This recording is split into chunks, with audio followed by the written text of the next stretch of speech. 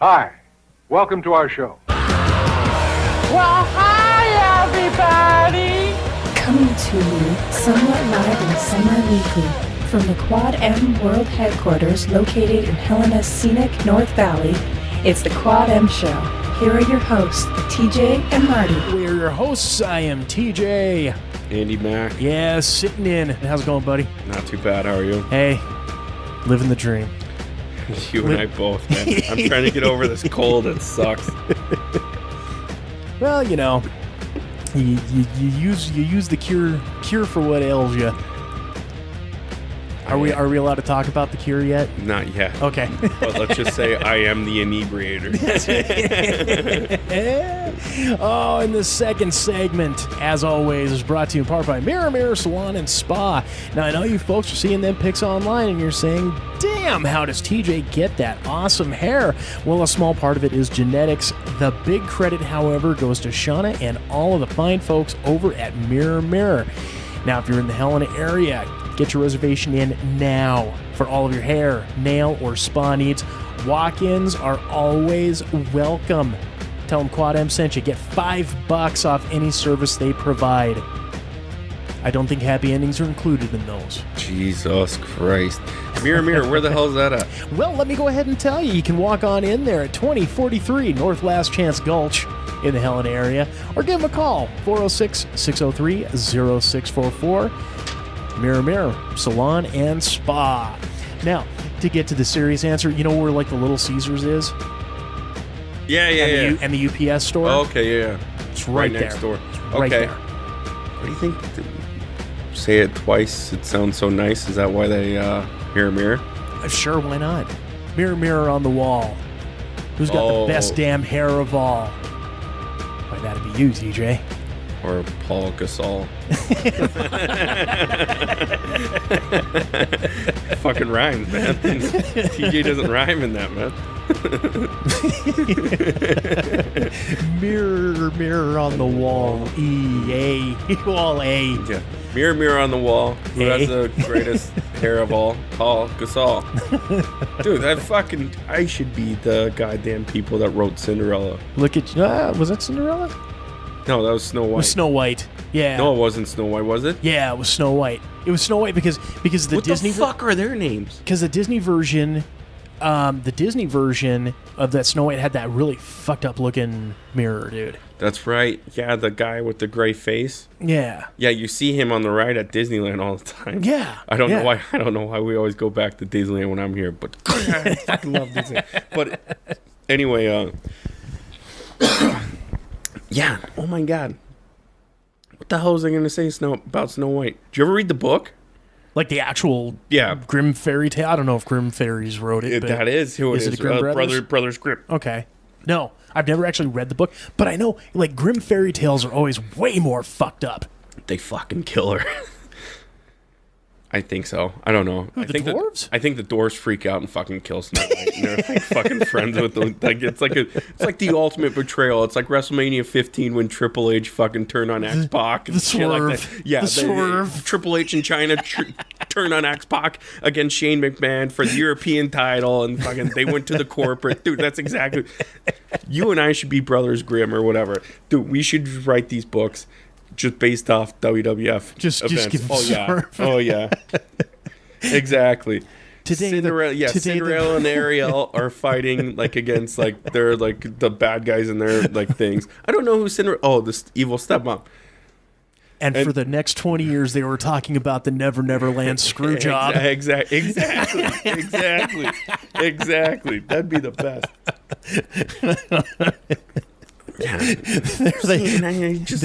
There they are on the fucking Tin Woodsman's, podcast. They bring Grumpy in and, oh no, fucking Doc just kept looking and going, they screwed her. They fucking screwed her.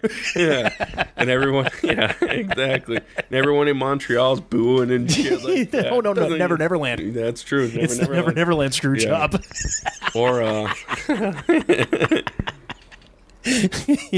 or Peter Pan comes out as the American badass and stuff like that. Like, what the fuck was that? That's what I've always been wanting to ask you. Did you ever like that American badass gimmick by The Undertaker? I was okay with it because it was something different. It was getting away from the comic booky feel of the character that everybody had through, up until maybe like 95, 96 when the Attitude Era began. Because then at that point, all of a sudden, they fucking turned him into a cult leader and they got fucking Stone Cold all strung up on shit. And I like kids were like afraid of like the boogeyman. I was afraid of the Undertaker, dude. I don't know why. That was badass, man. What are you doing? He's fucking doing Jesus Christ shit. Stone Cold Steve Austin. Well, that's why they made sure. Too. That's why they made sure to say it was a symbol. It wasn't a crucifix because it was like the T with the cross, all exactly. that shit. I remember that because just a little while prior to that, ECW, they had that whole thing where Raven, like, who did they crucify? Was it Sandman or was it Tommy Dreamer? It was Dreamer. It was Dreamer against the ropes. I remember that because it was on TNN. And that's the first time I ever watched ECW. Well, I just remember Kurt Angle was there, and he was pissed. And then that's when he said, "I will never fucking work for you people." And then for ECW, yeah, I never knew he worked for ECW. He didn't. He sat in, and it was actually he cut like an in-ring promo. Mm-hmm. Just kind of, "Hi everybody, how's it going?" I'm the Olympic hero. I'm Kurt Angle, right? And they were gonna face him out and all that. And he was there for the matches, and then they did that fucking crucifix gig. And then he was like, you know what, fuck it, because I guess he's like, I don't know if he's Catholic or what, but it definitely fucking struck the raw nerve, and he fucking bailed. Yeah, he grew up Catholic. I remember reading his book and him being like pretty strict Catholic. I'm pretty sure it was Tommy Dreamer that you're talking about. See, I don't remember. I know exactly what you're talking about because that's...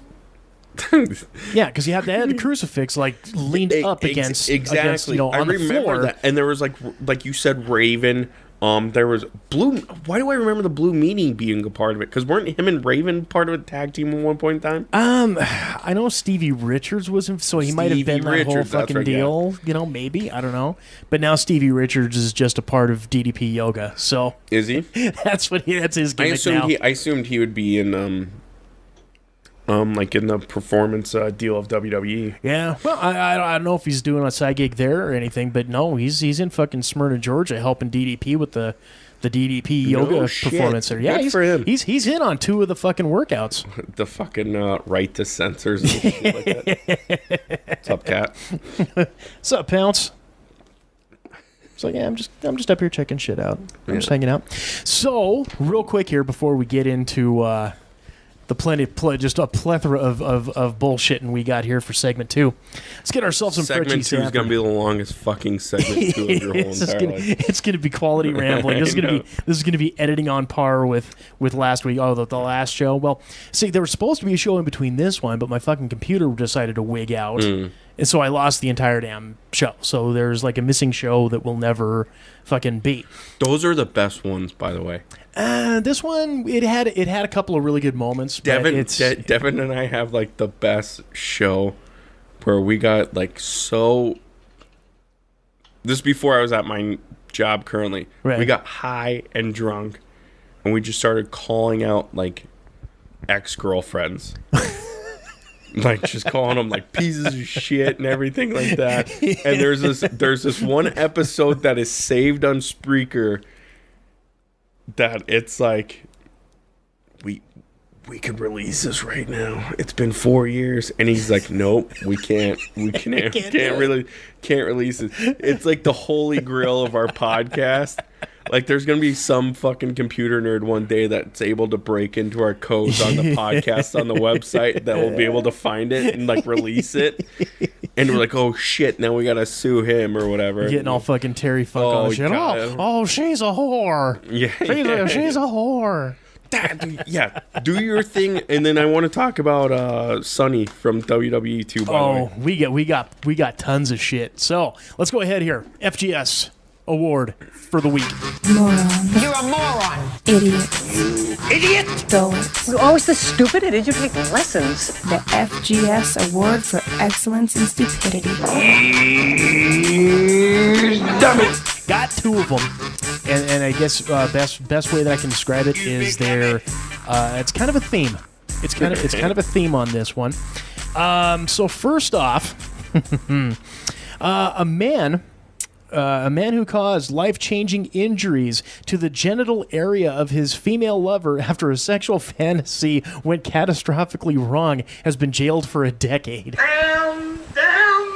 What was the sexual fantasy? Oh, let's get into it, shall we? Let's.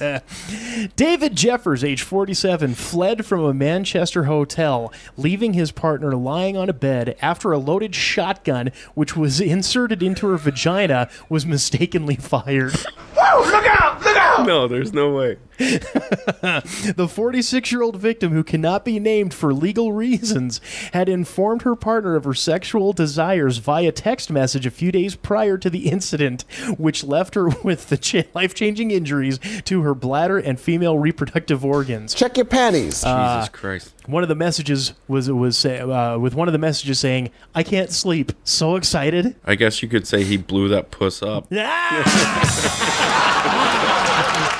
know, normally I'll just say "can't sleep, so excited" just at the prospect of getting pussy. You know, if shotgun being Sometimes inserted. I text myself that and be like, I can't wait to jerk off tomorrow when I wake up. Yeah, you know? It's okay to scream. Yeah, no shit. My neighbor's like, do you have a girl up there? Like, oh, it's just my left hand. That's just me. Yeah. We noticed the girlfriend hasn't been over in a few weeks. Sorry. She got me cheating with Righty. Yeah, shit. Rosie. The victim had arranged and paid for Jeffers to stay with her at the Britannia Hotel, where the couple consumed drink and drugs before engaging in the sexual activity. Sometime after, Jeffers inserted the loaded shotgun into her genital area, where it was agreed that his hand was on the trigger at the time it went off. Well, yeah. In horror, as his victim lay naked on the bed, Jeffers dressed himself and fled the hotel via a nearby exit. He blew his load. Phoning the reception desk and informing. Could you imagine? Could you? I'm so. I got another question for you after this. Okay. Unless your mom listens to this podcast, then we probably should. I won't ask it. I'll ask it off. No, I've never inserted a shotgun into my vagina. No. I was going to ask, what's the weirdest thing you ever put up a girl's vagina? Oh. Nothing too exotic. I had an Iron Sheik action figure that vibrated a lot. Are you? That's not true. That's not I was true. gonna say. I swear to God. I swear to God. Put him in the camouflage, break his back, and then fuck his ass. No, I've never. There was a girl that used to tell me she I never hooked up with her or anything, but she used to tell us that she would put, you know, those like pink erasers, Okay. like the big ones. Yeah. Like your grade school, you know. Pink. She would put those up her vagina. Well, no shit. Why? She preferred to be dried out more than wet for whatever reason. I know a couple of gals that are actually that way. It's And almost. like I was like, but I would never think about putting in a. What? yeah, I don't know. Like, This just took a weird turn. I know. No, this is stuff that the world wants to hear. It is. But erasers in the Iron Sheik. Quad M Productions at yahoo.com. Tell us what the weirdest thing you stuck up your puss hole is. Mashed potatoes, gravy, and cranberry sauce. Oh boy, I'm gonna finish with Mr. Jeffers here. Binder. Lost my car keys once. was able to do kegels, and I found where my car was at the mall. I was like, okay. Grandma, can you not email the show anymore? Thank you. Thank you. Much obliged, Grandma. Oh, yes. Gross. I'm gonna throw up. Oh, let's see. He left via rear exit after phoning the reception. He left the rear exit. That's interesting. Yeah, I got and informing a manager that the female had been shot before making his way to the Piccadilly train station, where he caught the train back home to Leeds. If you're the next door neighbor and you hear, like you, hi, puppy, bang. Yeah. Are you not like, what the fuck is going on over there? Because anytime I stay in a hotel, I am so fascinated about what's going on next door and compared to what's in my own room. Mm-hmm. Like, I stayed in San Francisco like a few weekends ago. Yes. Yeah. And I could hear the people next door. The girlfriend and her kid were passed out on the bed next to me. Right. And I could hear every fucking thing they were talking about. Oh, remember that time we tagged the blah, blah, blah, we did that blowjob, blah, blah, blah. And it was like 11:30 at night, and we're just fucking exhausted. We walked the wharf, we did the Golden Gate Bridge, we did literally everything in a fucking day. And I could hear these people, and I'm so tired. I could go to sleep, but I'm fascinated by their fucking story. I don't know why. It's like when anytime I go into a hotel, I'm more fascinated with what's going on in the room next door. Because when I go and check into a hotel, I go, I want to be in between two spots because I want to know. I want to get the glass, put it up to the wall, and go, what's going on in there? Exactly. Because you know what? Because the TV can suck. Exactly. So you got to make sure your entertainment is locked down. I want to know what the fuck is going on next door. I want to know what kind of drug deals they're doing over there.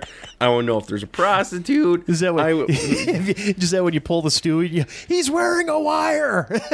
Oh yeah. And I just start going. He's wearing wire.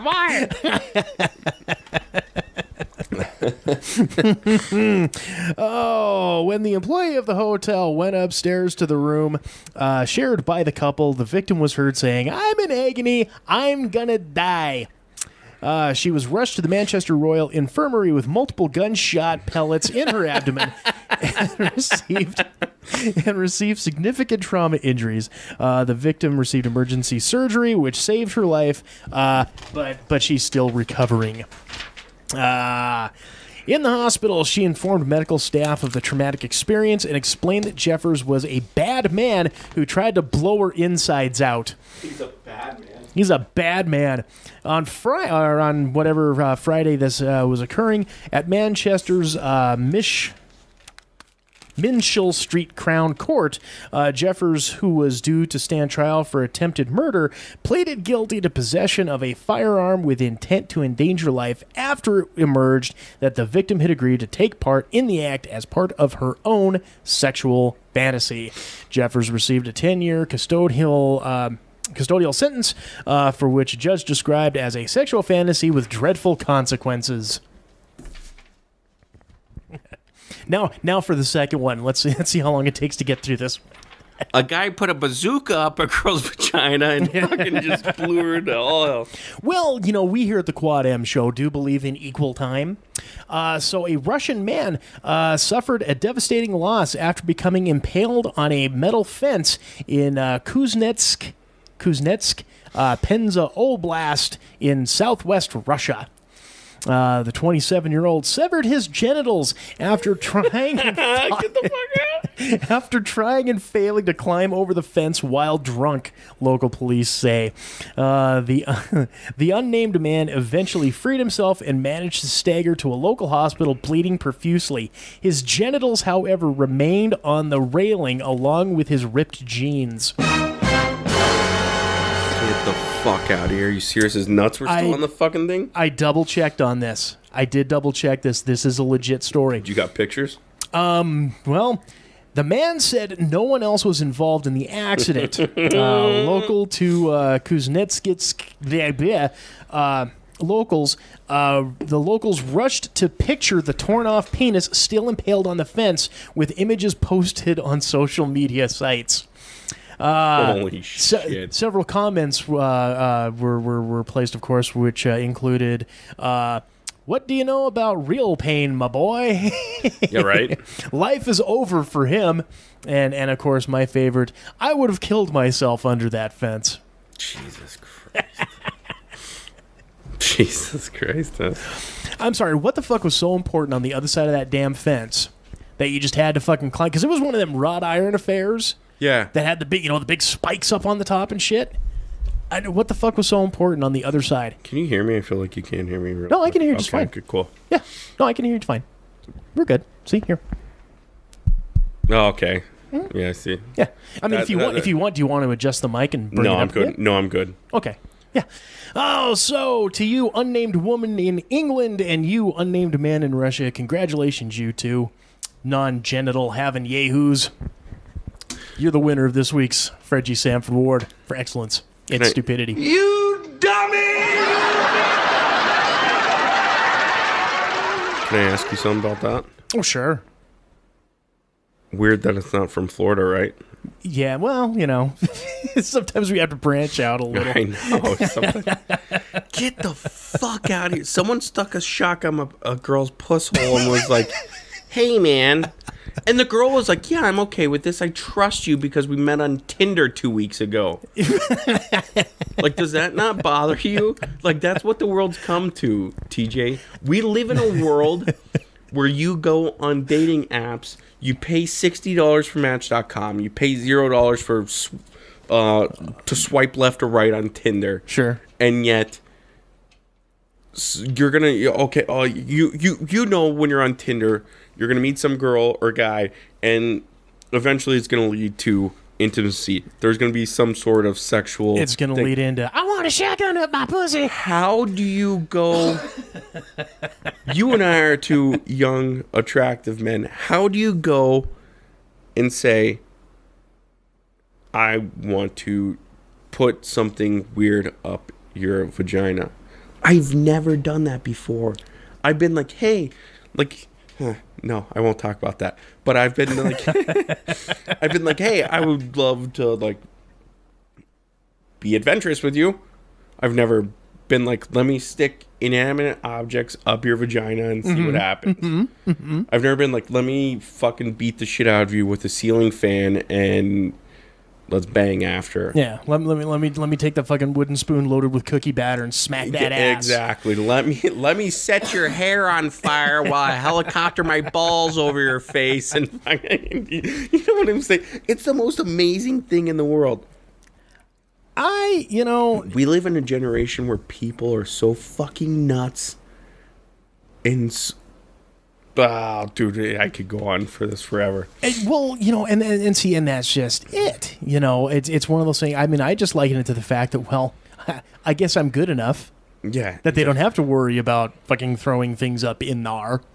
It's not just that, dude. But you're going to run it. There are some fucking nut job people in this world. Oh, yes, there are. I've gotten to arguments just this past week about the earth being flat. Oh, God, them again. I'm sitting there going, why the fuck do you think the earth's flat? How do you think the sun can rise and set? It is the most fascinating. I love people like this because we live in a world of stupidity and we are blessed to live in this type of world. I would love to live in the 30s, 40s, and 50s where they're like, I just want to know how I'm going to get my next 15-cent day a job. Yeah, usually those moments of consternation was met with, well, what do you know about that? Exactly. And we live in fucking a day where millennials are starting to take over. They're starting to do stupid fucking things. And luckily I'm barely not one of them. I was gonna say you're on that cusp. Yeah, I'm like right on I'm like the 3-year mark. We live in a world where these fucking retards go out there and start protesting shit that they don't even know about. Mm-hmm. They want to go take down streetlights. Go fucking ahead. Hey, moron, you're gonna fucking go to jail. Yeah, and I mean, here's the thing. I've always gone and said that somewhere, and I really do believe this would be circa about 97 when the first parent that I know of, at least nationwide coverage wise, the first parent for spanking their kid on the ass in a store went to jail, or had like major court, type things and charges pressed and all that type of shit. And somewhere along the lines, it during that time shit changed, where all of a sudden people didn't have to fucking have accountability for their actions anymore. Yeah. And that's where you're able to have, I mean, fucking, just innate stupidity with a lot of things. Like if you take a look at the world of news, shit, 90% of the shit that we see out there could be quelled by common sense. Oh, easily. You know, it's one of the like people say, "Oh, were you on Facebook?" Yeah, I'm kind of on Facebook. I'll go on there and whore out the show and whore out Enigma and maybe post a picture of steak every so often. Well, that's the exact same. I go on Facebook to post jokes I've written, and I will go on there, write it, and if I get so many likes, okay, I'm using the next show. Gauge the public perception. Exactly. Yeah. If I don't, because I don't want to go. My biggest fear is bombing, which I've done before. But if I feel like this joke's gonna say something, and people are like, "I dig that," right? I'll give it. If it gets more than 20 likes, I'll try putting it in. If Right. it gets more than 30 likes, I'll definitely put it in. If it gets 50 likes, I'll definitely put it in. We're closing the show with it. Yeah, exactly. Yeah. We're going to fucking rock this fucking house tonight. But, in the same instance, I'll still post semi-personal things. I'll post things about the girlfriend. I'll post things about life. I'll post things, but.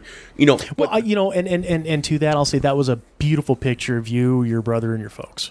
Oh, yeah, thank you. That was a very beautiful picture Thank you you. posted up there. Yeah, that was 17 years ago. Mm-hmm. Yeah, no, that was a great AndyMcnamara.com. No, I'm yeah, no, that was that one came from the heart, man. And that was one of the things where you just sit there and go, "Oh shit." Cuz people want you. Like, unfortunately, when anniversaries like that come up, people want to know what you're thinking, and people, like, you get the text and people are like, so sorry that, like, your mom died 2 years ago and stuff like that, and you just don't know how to respond. But you sit there and you build up for a year, and now I'm building up for year 3, right? And you just kind of have to bottle everything in for a bit, and then you just unload. You find the picture of your family that means the world to you, and you find you just get words that. And like I said at the end of it, I stole 65% of it from Pat and Oswald, whose wife had passed on, from the car accident. No, it was in a car accident. Well, I thought she was in a car accident. I thought she was hit by a drunk driver. No, she fucking. She took too many sleeping pills or something, and she didn't wake up the next morning. She was also a McNamara, which is fascinating to me. Are you thinking of JR? His wife died in a Vespa. No. I when it all went down, from what I had heard, because I thought, if I remember correctly, I thought he was on the Mike O'Mara show. A little while after, and he had talked about it, and it was my understanding that she had gotten T-boned by a drunk driver. No, she died of pain pills. Oh, or pain or sleeping pills or something, and he was trying to wake her up, and he's like, the most disheartening thing was watching my daughter look behind me and go, "What time are we leaving?" And she didn't understand, like, the whole entire circumstance. I was like, that's fucking heartbreaking. Yeah. You mean tell me your kid was... And, like, my dad... I won't get into that. When you hear shit like that, you're like, holy shit, man. This is deeper than you and I talking about some drunken superhero. Right? Well, it's okay if we have those moments every so often. Oh, yeah, no, dude, I can go into some dark shit. Oh, I know you can, as well as I. Oh, yeah, fuck it, we both can. Dr. Drew would have a fucking field day with us, man. And, to get out of your and I personal life, let's talk about Sunny. That girl. There's a fucking train wreck for you. God, dude. Nice fucking segue. Holy shit, dude. I heard her on Jim Ross Report. She's a fucking nut job, dude. Oh, yeah. Well, it's ironically, as we're talking about this. And yeah, we can go. Also blocked from her on Twitter, too. You got blocked from her on Twitter? Yeah. But you're still friends on Facebook with her. Yeah, but so easy to do. Well, no, because I was going to try and friend her just so I could play along too, and she's at the 5,000 cap.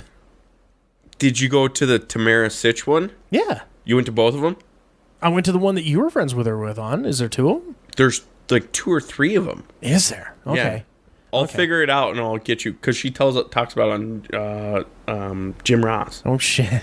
Dude, and it's so fucking funny because she goes on there and she's like, I just hate guys that don't fucking understand me. I'm like, no one understands you. Jesus You're Christ. so That pretty much wipes out the entire fucking population. Yeah, well, you're a fucking nut job. Did you ever watch her Hall of Fame fucking speech? No, I didn't. Oh my gosh, dude. If you have time, like tonight, Yeah. it's like 10 minutes long. She just like pretty much goes, I carried this fucking deal. I'm the number one diva ever. When you honestly think about women in wrestling, who's the first person you think of? Honestly. My probably first initial go-to will always be Miss Elizabeth. Exactly. But I hear again, look at it from a generational standpoint. When it comes to, and I'm not trying to fucking play devil's advocate or what's the word I'm looking for, take a side or anything like that. But you think about it, she really was the first quote unquote WWF diva. Oh no, I will agree with that. But there's been way more fucking divas than her in wrestling before her. Fucking Missy Hyatt would be one of the first ones I would go to as far as I know, but if going back not to like the OVW or whatever, but you and I would go, okay, well WWE, WWF, the first girl you could ever think of was Miss Elizabeth. Right. She came down with Macho Man all the time. Right. And then they had their big thing. What was it? WrestleMania 8? What when Marlena was beating the shit out of him or whatever. No, okay, yeah, okay. So when the Mega Powers it was exploded, Marlena, right? No, it was Sherry Martel. That's right. Gosh, yeah. Okay. Sensational Sherry. That's right. Queen Sherry. Yeah. No, when the Mega Powers exploded at WrestleMania 5, that's when Elizabeth was kind of a manager for Hogan for like a brief little thing, just to kind of write out stuff. But then she just went home, and you know what's fucked up? This is how fucking. You can say he's fucking psychotic or was psychotic. Macho or Hogan? But no, Macho. Yeah, Mach. Oh yeah. Because just how fucking deep he went into the business. There was no marital troubles or anything like that, but to keep everything as kayfabe as possible. During that time, they actually had a legal separation. That's right. I do remember that. That's fucked up that you would actually go that far and they're like, to keep shit kayfabe. Oh yeah, no, it's crazy. But back in those days, there was no internet or anything like that. And people, I'm not saying people were dumber in the 80s, but people invested their shit so much in the 80s. Oh sure. I mean, remember when what was it? Hogan and Sheik fucking fought. It was USA versus Iraq, and then Slaughter went to fucking, and everyone's like, that guy's a fucking traitor and piece of shit. Well, see, and it was that WrestleMania, as a matter of fact, WrestleMania 7 was when the Macho Man Ultimate Warrior retirement match was taking place, and Warrior went over because Mach wanted time off, and so at the end, that's when Sherry Martel was kicking him when he was down and all that, and then that's when Elizabeth came down to ringside, booted her out, and then all of a sudden we have the big happy schmoz, and then the storyline wedding took place that following SummerSlam, because there was a three-way, there was a handicap tag match between Hogan and Warrior versus Sergeant Slaughter, Iron Sheik being called Colonel Mustafa, and General Adnan. Who was funny? This guy, General Adnan, he wrestled or managed in the AWA for a long fucking time. He was Adnan Al-Kaisi. He was actually real life schoolmates with Saddam Hussein. Out of here. Oh yeah. You could see pictures of them together as kids and all that type of stuff. I don't know how tight and buddy they were. Yeah. But yeah, his name was Adnan Al-Kaisi, and he actually grew up with Saddam Hussein. Get the fuck out of here. So it brought total legitimacy to the angle at that time. But that was, and they called that the match made in hell. Yeah. That's the best Vince McMahon impression I can fucking do. Thank you. And then the Savage. Insert Elizabeth. hell in a cell right now. It's the hell in a cell. Dude, you know what? There's a show here. I think we should just put it a part of your production. We start from WrestleMania 1 and work our way up to like whatever it is, 35 now. All right. We just sit there and talk about our favorite matches for every fucking. We just go blow by blow. Just go 1, 2. Okay, go week 1, 1, 2, Yeah. 2, 3, 3, 4, 4. Of course, 3 is the biggest WrestleMania of all time, right? Yes. Would you not imagine that Hulk Hogan yeah. picking up Andre the Giant's the most iconic fucking thing you've ever seen in your whole entire life? Yes, and it's so funny because I've been listening, and this will circle its way back to Sonny here momentarily. Yeah. There's a podcast that I'm listening to. There's a podcast that I'm listening to right now, Something to Wrestle with Bruce Pritchard. And it's funny, when you have him talking about, because the way the show is set up is that listeners get to pick the topic. Yeah. Right, and so it's like a specific pay-per-view, a wrestler. Oh, they were talking about that on Jim Ross's show. It's Bruce and whatever his brother's Conrad. name is. Yeah. No, it's not his brother. This is Conrad Thompson or Conrad Peterson, I think is his name, and he also does Ric Flair's podcast. Well, when he had a podcast, because now he's almost dead. Yeah, well, and we'll get into that too. But anyways, he. It's him too. Yeah, no, his brother Tom Pritchard's not involved. They actually talk shit about Tom. Oh, do they? Really? Well, I mean, not like but it's more busting balls, not like my brother's a dick. Yeah, he's a fucking faggot. Yeah, nothing like that. It's shit, man. Yeah, it's just busting balls and all that type of stuff. But because like in one instance, as they were during the Sunny episode, they were talking about how Tom Pritchard, how they cut his hair and dyed it blonde to be the zip of the body Donnas, skip and zip. But anyways, on that show, one of the things they point out was that, there were other guys who had slammed Andre way before then. Oh, yeah. And even King Kong Bundy had made mention of, in some other shoot interview with like Sean Oliver or something. And so, but it was just on that grand of a scale. Hulkamania is there. And really, I mean, because here again, there was no internet at the time. How much territorial shit do you actually fucking see? Exactly. During those times. So it was way easier to get that over, make a fucking huge big deal about it, because this was the first time that they were going to meet. Yep. Even though they had met like back in the late 70s. Oh yeah, there's a bunch of articles about Hulk Hogan meeting him in fucking 79. Yeah. And when they're coming up together, and they met in France like 4 or 5 fucking times, and but this is like the most iconic fucking move. But it's going to sell the narrative, and everyone will remember that moment. That's one of the most key moments. But yeah, no, dude, I'd be totally down with that. We take a week, just take, one, and we don't have to put it out every fucking week, just like, hey, okay, what was the last one we did? Okay, 2, all right, we'll go ahead and we'll watch 3. What was the first one you ever watched? The first WrestleMania that I ever watched? Yeah, like watched live. Oh, well, watched live, that would have been maybe WrestleMania 9 live. Okay. Because we didn't have, because you grew up in Phoenix, in the greater Phoenix area.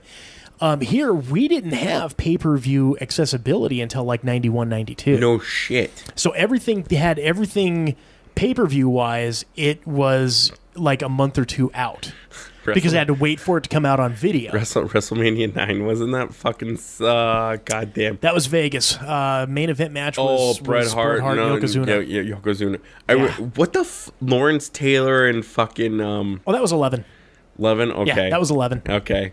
Yeah, no. Lawrence Taylor and Bam Bam Bigelow. Yeah. God damn it. What a fucking shit show.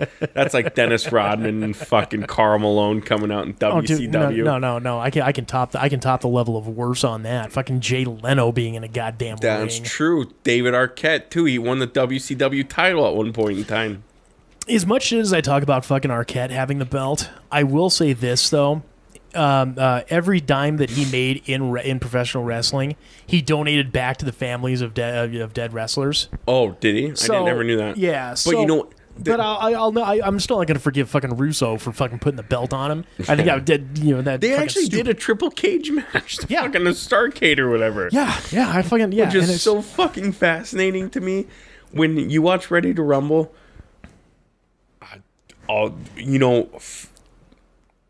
come to me, talk to me. I think that's probably one of the fucking coolest movies I've ever watched my whole entire life. Your love affair with that movie, Dude, I'll never understand. I just fucking love that movie so much. If people want to fucking fight me about it, here's my address. Come talk to me. I'll edit that out for you. Yeah, thanks, man. Yeah, I got all crazy about it. Because Bill Goldberg come up to me and was like, I didn't like that movie too much. I'm like, oh, fuck. Oh, shit. Well, Mr. Goldberg, I didn't really mean I was. Oh, yeah. Yeah, no. When you're talking like that, now you sound like Jim Cornette. And it sounds like Sonny is just so, like, in love with them. Like, she was like, because Jim Ross asked her something along the lines of, like, so you're not doing adult stuff? She goes, no, I'm not. But then you get emails from her every day where she's like, 200 for me to, like, running her Skype business. Yeah, no shit. 200 for me to stick a shotgun in my puss hole. And you're like, Jesus fucking Christ. Let's dial it the fuck back then, maybe. Well, yeah, and see, and that's in that Sunny episode of that Something to Wrestle With. I mean, they and everything that they went off of was what she had written in her book. And I didn't know she had a book. Yeah. It's like the rise and fall of a wrestling diva. No shit. And I mean, she goes into, like fucking lurid detail about her and Shawn Michaels, right? Oh yeah. Well, she talks about that on Jim Ross. She goes, I was 14 and my sister took a picture of me slipping Shawn Michaels my phone number, and 8 years later, everyone knows the rest of it. Because she had sex with Shawn Michaels, obviously, right? Oh, a bunch of times. And it was her, like I said, Bret Hart, out. and everything like that. Everything. Both sides on that say nothing ever happened between her and Bret. If Sonny was gonna fucking say anything, she would fucking admit to it or make it up. And but her and Brett have both said, there was nothing ever fucking going on. But at one point in time, can you trust her? I mean, she said the Dolph Ziggler thing, and you're like, yeah, exactly. She's a fucking nut job. So, I mean, I'll look at it this way. I wasn't there, so I can't say to it one way or the other. But yeah, I mean, just fucking like lurid ass details. And then they talk about her, the porn video she did for Vivid. Yeah, exactly. And how those classy guys there didn't edit out the part where she farted. Oh, no shit. I didn't know that. Yes, she farts on camera. I've seen the video, but I've never paid attention to it, actually. I really have no interest in watching that train wreck. Holy Jesus. What is that? What the fuck is that? She's a fucking nut job, dude. I mean, if let's put it this way. And that's why I'm friends with her on Facebook. It's like why I'm friends with probably 25% of the friends I am on Facebook. Love seeing the train wreck. What's happening next? Because you're in the car, exactly. and you're staring at the ambulance. I don't have cable. I don't have TV. I want to see what the fuck's going on next. It's so fucking fascinating to me. Just like how people are like, especially like Sonny. Sonny's the perfect example.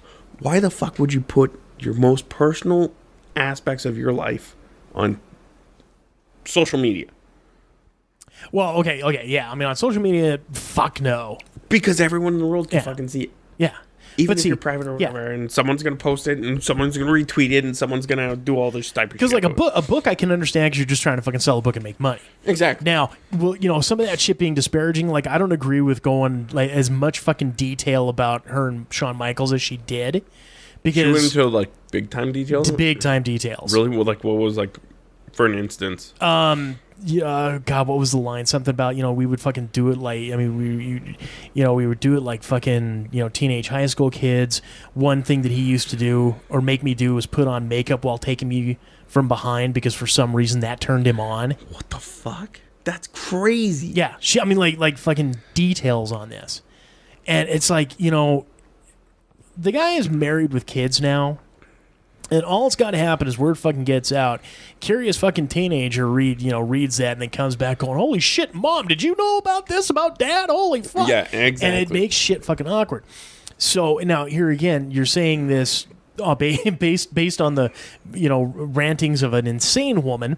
But most people, I'd say, if you're going to say anything about private like that, you would at least take the one person aside and say, hey, look, I'm telling the story. This is what I'm doing, and you know, it might, I might go too descriptive. I might be too detailed in what's going on, but I cannot tell the story without this happening. I'm not looking for your permission. I'm just letting you know ahead of time. See, I don't agree with that. I'd be like, hey, you're gonna proofread this. If I went to like some of my ex-girlfriends or something, I'm like, I'm writing a book. I want to talk about this instance. Let me know if this part's true enough for you to be like okay with it. Mm-hmm. And I think that's just the honesty that some certain people have, and yada yada yada. Yeah, but and Sonny's just one of those ones that's just like, fuck it, I'm trying to sell a book. I'm just getting out of rehab. And I'll just say, I need to pay for rehab. WWE paid for 75% of it. I'm stuck in a apartment, a studio apartment in New York, and I'm doing shows in Jersey. Why the fuck am I not in WWE anymore? I have so much plastic surgery, I can't even fucking take it anymore. There's, I haven't seen. I mean, is she? Well, I figured she probably got a boob job. I don't know what else has she done. Vivid. Dude, no, I like I said, I saw enough of it that I don't see any fucking. And the guy's not even surgery. the guy's not even fucking famous. The one she did? Yeah, no, because it's all about her. Fucking, they just he looks like fucking Mark Marrow, dude. And he's been dead for fucking 15 years. Mark Marrow didn't die. That's right, he didn't. He's still doing I'm thinking engagements. I'm thinking Rick Rudd. I'm sorry, Rick Rudd. Yeah, Rick Rudd. Yeah, he's dead. But going back to that though, it's one of those deals where, like, knowing the porn thing, like right now, I can tell you right now, if it was Sunny from '97, I'm all in. Yeah. Oh God. Yeah. Sunny from 17, not gonna fucking happen. Did I tell you about that? I actually worked a show with her once. Yeah, you were telling me that. This was back when she was still fucking like smoking hot. This was like 2001, so she hadn't really had the major decline yet. Yeah. Because she was probably about 33, 35 back then, right? Because now she's because she's only 4 years older than me, I think. No shit. I think she's 64, 65? Yeah, oh, fuck you. No, I mean, she was probably maybe just turning 30 at the time. Because I was 26. Hey, real quick. I want you to tell this story, but remind me I have a question for you after this. Okay. But so I don't lose it. Okay, so her and Chris Candido was still alive at the time, right? And so we were working this show at the Sands. And it was one of those deals where they would not allow us to leave the backstage area because they didn't want any of the marks getting smartened up or hitting us up for info or anything like that. And of course that went to hell because there was no level of food back there. None of us had brought anything. So here you've got fucking 6 wrestlers all fucking geared up and going out from the sand, through the Sands, through the fucking casino area, walking around to the front to go hit up the fucking concession stand. And fucking security chick who's like fucking 6'5", probably about 260. He's like, yeah, what do you guys Chick want? Or check? Chick. Okay. Chick. Like this was Chyna. Like this. We're talking. Okay, that's interesting because she's involved in my next question. Okay. It's like, what the fuck? What do you guys want? We're like, well, we're wrestlers. We're back, and we need to get food. Is there any concessions area is closed? Fuck off. I was like, oh, God damn it! All right. So we go back around. We're kind of hungry, and so me and another one of the guys from the Monster Factory, we're down here. We're standing there, and we're looking at these fucking cheap ass tag team belts. Literally, it was like fucking tinfoil on cardboard. They were big time wrestling. Fugly looking belts. Oh my God, blah, blah, blah. We're making fun, and we turn around, we look over, and here comes Sunny walking down this back hallway, right? And she's fucking eating a hot dog. And the two of us are fucking just staring at her. We're like, oh my God. That right there is the luckiest fucking hot dog in the world. Yeah, no shit. Holy shit. Probably not the first wiener she put in her mouth that day, though. And that is just fucking amazing. I wish I could wait. She's got a fucking hot dog. Where the fuck did she get a hot dog at? Yeah, you're pissed off that she had a hot dog. We're fucking starving, man. So we go fucking rub. We're like, Sonny's like, hey guys, what's up? We're like, hey, we got a quick question for you. She's like, yeah. I was like, where'd you get the hot dog? She's like, oh, back there. There's like 3 or 4 cooks back there. The nicest guys you'll ever meet. And we're like, okay, great, thanks. And we go down there, and all of a sudden we got fucking 3 Chinamen going, you get out of here. You no belong here. You get out the fuck out. Start freaking out at you. Yeah, that's that. Like I said, Sonny still had the looks at the time, so she was able. Oh, you want a hot dog? Yeah, we give you a hot dog. Anything you want. Yeah, we'll get you a fucking relish on that motherfucker. That's probably 3 of the fucking wieners she had before that. No okay, shit. so what were you were going to ask a question regarding Chyna or something? Sonny did porn, okay? Mm-hmm. So didn't Chyna. Quite a few times, eh? Why is Chyna not in the Hall of Fame? Because Sonny was only banging Shawn Michaels on the side. I know, no, I understand this part, but don't you think that Chyna did a lot in the women's effort to not be in the Hall of Fame?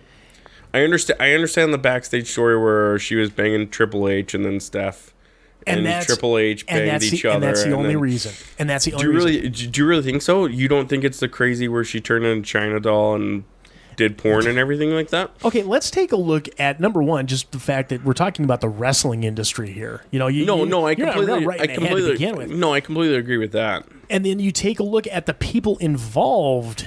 You know, or you take a look at the laundry list of Hall of Famers. You're pretty much looking at the fucking Triple H, who is like the fucking, I guess he's Jesus of the fucking thing. And then Vince McMahon is God, and then Stephanie's Virgin Mary, and then Test is Abraham. well, no. If Triple H is Jesus, then that would make Stephanie Mary Magdalene. Yeah. Well, that's what I said. The Virgin Mary. That's the same one. No, for the Virgin Mary was Jesus' mom. Mary Magdalene's the Catholic. I thought Mary Magdalene was the hooker that ran around with him. Mary Magdalene's the fucking Virgin Mary. Well, then who was the hooker that ran around with him? Virgin Mary, which everyone that's the thing that's getting. You and I are talking about the same person. You have a different aspect of it, but as a Catholic, she's the Virgin Mary. She got knocked up by Jesus, right, through God. Mary Magdalene is the mom of Jesus, but she never had sex. Your aspect of it is she was a hooker. My aspect, Catholic. No, she was virgin. I'm saying. I thought it was 2 separate people. No, that's the same person. See, I thought it was 2 separate people. Oh yeah, no. Mary Magdalene is Virgin Mary, and there's a story where she's a slut, and there's a story where she was a virgin, and God goes, I want you to have my kid because I'm so turned on by you, but I'm dead. But I'm dead. Yeah, dude, I'll look it up right now. I swear to God. Yeah, we don't have to get into all that. No. It's religion, and I have no interest in religious shit. Yeah, me neither, but I just want to make sure I'm right, so people aren't like yelling on the fucking screams like, "No, you're a fucking retard! It's a fucking." You mean like Scotty Too Hottie sitting in the truck going, "God damn it! Yeah, God damn it, Andy!" Yeah, no shit. You fucking idiot! The Buddhist knows more than you. What the fuck? Yeah, no shit. Hey, how about you go to Catholic fucking class? Past 6 fucking. Oh shit! Maybe it was right. You were right. Hold on. Mary, mother of Jesus. I guess they were 2 different fucking people. I was always taught. Maybe I also didn't pay attention enough in fucking Catholic school where I was just like, this is easy, eh? I don't give a shit. No, like I said, I just, because they just had that fucking Bible miniseries here a little while back. No shit. Where everyone was all pissed off because the guy that played the devil looked too much like Obama. So everyone was all up in arms about it. Get the fuck out of here. Are you serious? I didn't know about that one. Oh, yeah. No, and I watched it. And, yeah, because it was, like I said, it was my understanding. Yeah, Mary Magdalene was a completely different chick. I guess you and I are kind of both right. Virgin Mary was the mother of Jesus. Mary Magdalene kind of like fucking raised him, I guess. Yeah, she was like his fucking, she was like his buddy. Stepmom, yeah. They were like bros. Yeah, it was along the lines of like she was the 14th apostle. Yeah. That type of thing. Yeah. But see, Magdalene Why like is there changed. too many Marys? Well, there doesn't even mean Mary. Like, were they like so like, okay, we're having a daughter, let's name her Mary. Now we're a bigger world. There was like fucking like 65 people back then. They had no fucking right. Like they didn't have any. And everyone was like, and everyone was hitting like fucking the TMZ of the BC era, the Facebook of the PC era, of the BC era, and they were like, "Oh, we're such fans of Jesus. His mom is Mary. I'm gonna name my daughter after Mary." Yeah, did you hear what happened in that fucking like little fucking hayfield over there? They named a kid named Jesus. The mom's name's Mary. They said that Mary got knocked up by some fucking god that we don't know about. Okay, so if we have a daughter, we're going to name her Mary. Okay. It's like when Twilight came out and everyone fucking started naming their kids like fucking Rose and Jack. Yeah, no, Chaz that's Titanic. Yeah. Chaz They're Tiffany or whatever the fucking Twilight characters' names are. I don't fucking know. Yeah. You know what I'm talking about, though. Yeah. Because it's bullshit. Yeah. Why the fuck do we live in a world where... Oh, what's the most famous name right now? Fucking Mark. Why is that a Mark? Because we know what the WWE fans are called when they... you know what I'm saying? Like, why do we live in that world? Like, and like, I hate people that call their kids like Brooklyn because David Beckham and his wife. Yeah. Well, and that's how many fucking... Oh, yeah, no, that shit drives me up a damn wall. But then, of course, we're going to be unique and we're going to spell it so fucked up that no one can pronounce it. BRUKLLYYYN. Like, why it's like the old joke about, fucking teachers reading shit off and, reading kids' names. And here you got L-A. And he's like, okay, so, La... L-A, and the little girl in the back raises her hand. She's like, hey, it's pronounced Ladasha. Get the fuck out of here, dude. Yeah, God. And you sit there, and you and I are practically like within the same age. You sit there and you see give or take 20 years. Yeah. No, you're only like 12 years older than me, aren't you? What? No, I'm 10. Yeah, because you just turned 30. Correct. Yeah.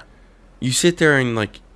God forbid I ever were a kid, and I'm sitting there and the teacher can't pronounce his name. Like the last name, I'll understand.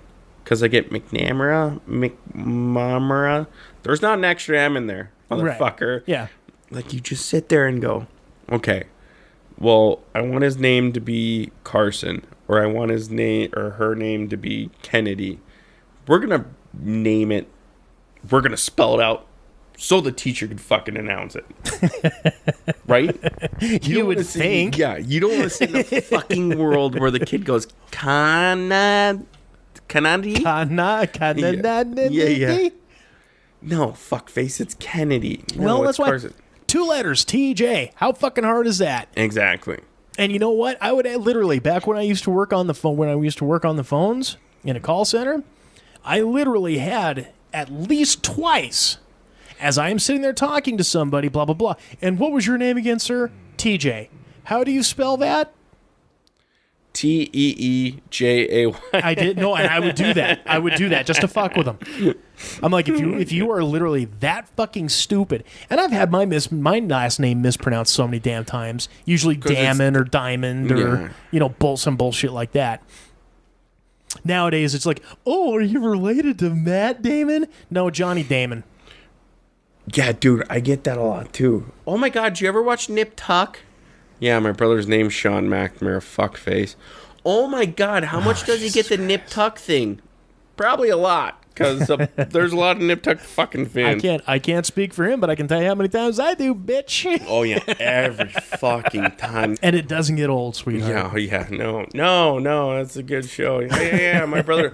It's fucking great clips, dude. Oh, great clips. There you go. Yeah. Because she goes, oh my God, do you watch Nip Tuck? Yeah, I've seen it before. Your last name's McNamara. Yeah. like McNamara Sean or whatever it is. I was like, my brother's name is Sean McNamara, so he gets a lot more than I do. Shut the fuck up. Are you serious? Yeah, no, I just want number 4 on the sides, finger length on top. I don't need need to fucking get a breakdown on the fucking episode. You know? We don't need to do a complete synopsis here, exactly. sweetheart. I was like, let's just dial it the fuck back on that type of shit, bitch. Yeah, it's great clips. She does it all the fucking time. I don't know that I would be telling a fucking Oriental woman with scissors to dial it the fuck back. Well, she's not Oriental. She's like white. She's Merkin. Yeah, well, she goes, where are you from? I'm like, Arizona. And she goes, yeah, I'm from Texas. It gets pretty hot down there, doesn't it? Yeah, it sure does. Like, I just don't understand why, like, people that cut your hair, nothing against Mirror. Love Mirror. So do we. $5 off any purchase.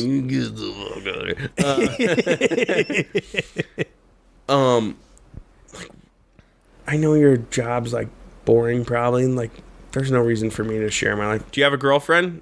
Sure do. What kind of like conditioner do you use? It's like, I don't. You ever throw a shotgun in her pussy? Yeah, I know. yeah, no shit. Yeah.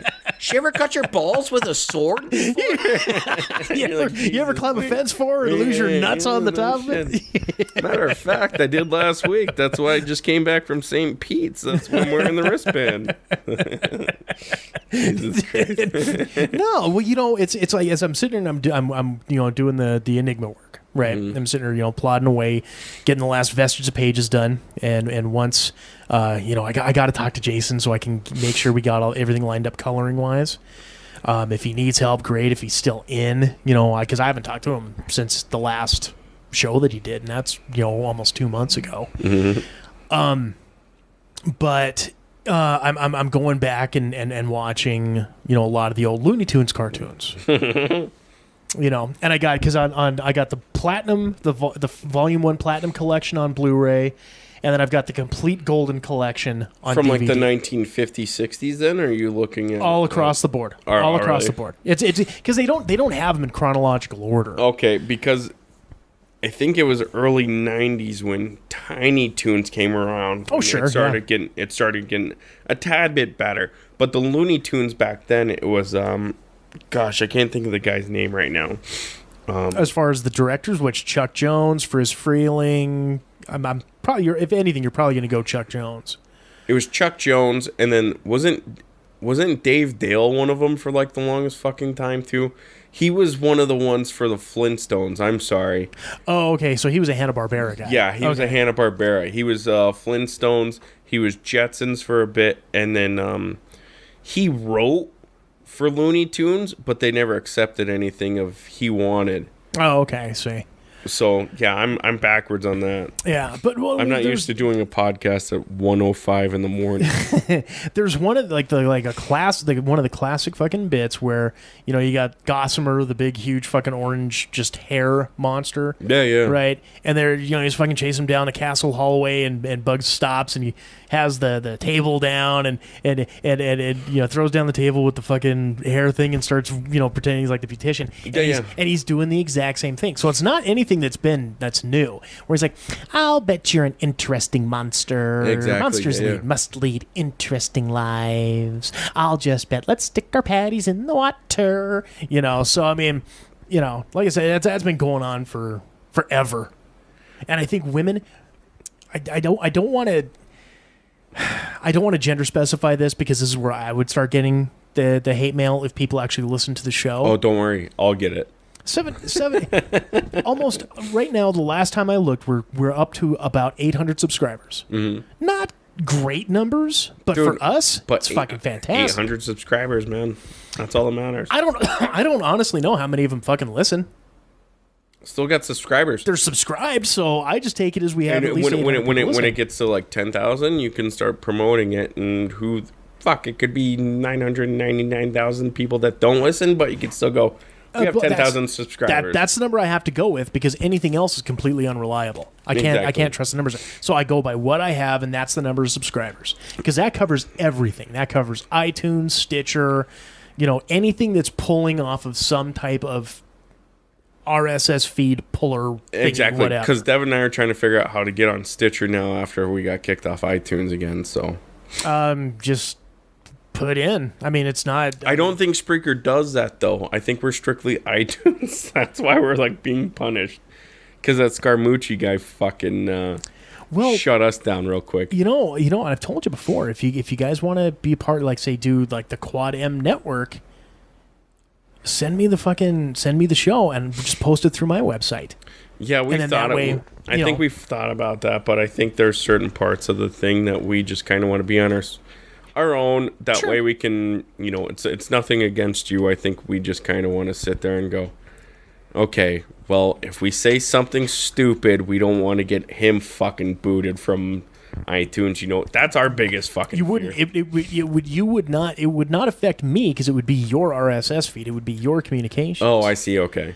It's your email that everything is set up through. And I just send it to you and you post it through Quad. Okay. That's what I'm saying. Instead of putting it on Spreaker or Soundboard where things are just so flighty and flaky and you never really... Because, you're limited to what you can fucking have on Spreaker, aren't you? You're not necessarily limited. We limited ourselves. We don't talk religion. We don't talk politics. I just meant file size, like time. No, not really. Really? Okay. You pay for it, but it's $20 a month. Okay. And you get 4 or 5 fucking hours or something like that. Okay. And we barely even do 2.5.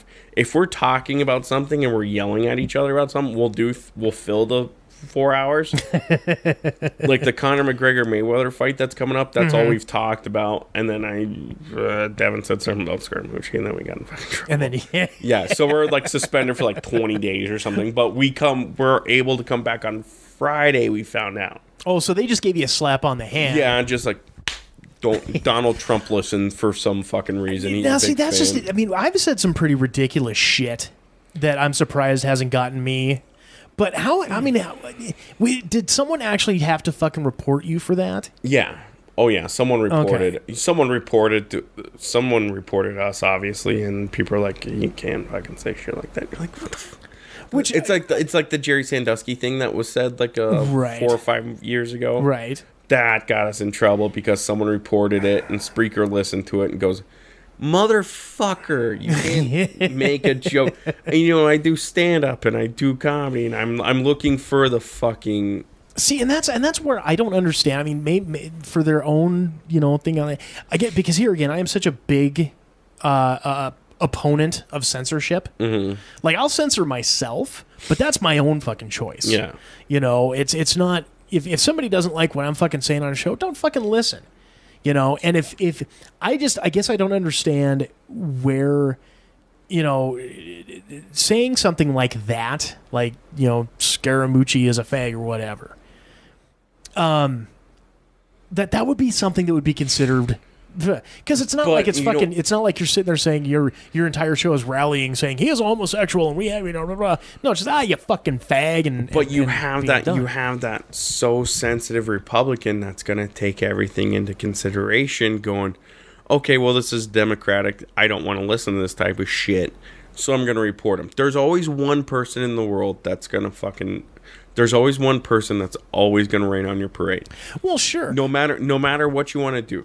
When you put on a golf tournament, when you want to fucking put on like a Comic-Con, whatever, there's always going to be one person, you shouldn't do this because XYZ and it offends my beliefs and yada, yada, yada. And that's the world we live in, unfortunately. And yeah. You and I could sit here and talk podcasts. You and I can sit here and talk politics. We can talk sports, whatever we want to talk about. You could say the Raiders are going to win the Super Bowl. I could say, no, they're not. People are going to disagree with you. People are going to disagree with me. And it's going to be the fucking end of the world. Oh, yeah. And that's exactly the type of world we live in. And it's the type of world I don't want to live in anymore. Because no matter what we say, people are so fucking sensitive. Mm-hmm. Oh, yeah. And it's... You and I went through this 2-3 weeks ago when I was like, hey, man, I might have been a little bit sensitive, but like it was like, I didn't appreciate what you said about, yada, yada, yada. And you go, yeah, okay. And then, because that one was going to draw you some fucking heat. Exactly. That's a little bit different. Yeah. Because you're with I mean, as far as like the petulant bitchy part of it, okay, that one I'm not really going to apologize for because I was just in a petulant, bitchy mood. And I really wasn't watching the matches as a fan. I was just over critiquing because I was in the business. Yeah. But the other thing that I had said regarding about the hotel room and all that type of stuff, that one, I mean, there was full because I was not thinking in those terms and ways. And and the thing is about that, like, I wasn't so much like, okay, none of us like were like big fans of any of the matches. Mm-hmm. I think we all just sat there and go, we're here to fuck around, and you know what? It's something out of town. It's something to do. We're gonna sit here and watch Valentine fucking look like shit the whole entire time. We're gonna watch Andy fucking chase down the Sandman. It's one of those things that you just sit there and go, okay, we're here to have fun. None of us are here to critique anything. None of us give a shit.